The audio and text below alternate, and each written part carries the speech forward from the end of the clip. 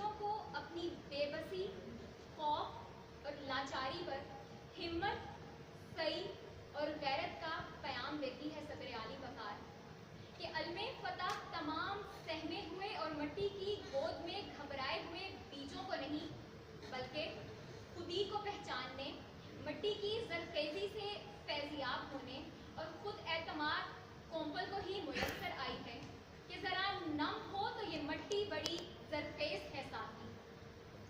सदर आली वकार, कारगिल की फलक बोस चोटियां हैं, दुश्मन की यलगार है, मगर एक सीसा पिलाई हुई दीवार है जिसका नाम लालच जान है, जो दुश्मन को अपनी मुकद्दस मिट्टी का एक जर्रा भी नहीं देता। यकायक एक गोला लालच के नजदीक फटा है। लालच का जिस्म हवा में उछलता है और जमीन पे गिरता है। जमीन से आवाज आती है, उठ लालच जान उठ।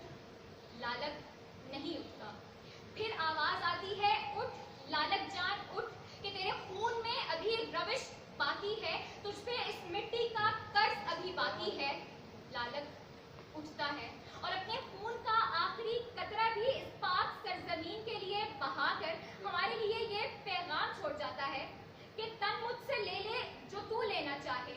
ये सर है, ये धड़ है, ये बाजू, ये तैशा, जो तू लेना चाहे, फकत इसके बदले में खुद को बचा ले।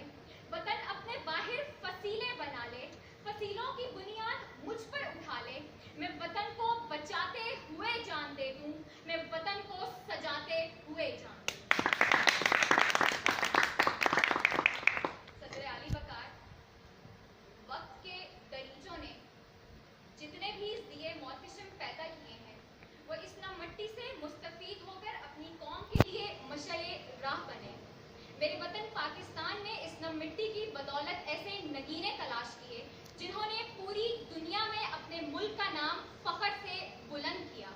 इस नम मिट्टी ने माइक्रोसॉफ्ट की दुनिया में अरफा करीम, तालीम की दौड़ में मलाला यूसुफजई, पाकिस्तान पर अपनी जान का नजराना पेश करने वाले एतजाज हसन, MM आलम, मेजर अजीज भट्टी, कैप्टन उस्मान, पाकिस्तान को पहला मुस्लिम न्यूक्लियर पावर बनाने वाला डॉक्टर अब्दुल कदीर खान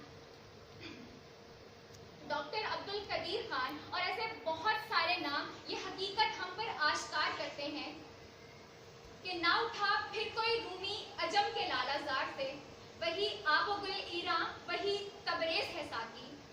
नहीं है ना उम्मीद इकबाल अपनी किश्ते विरा से, जरा नम हो तो ये मिट्टी बड़ी जरखेज है साकी।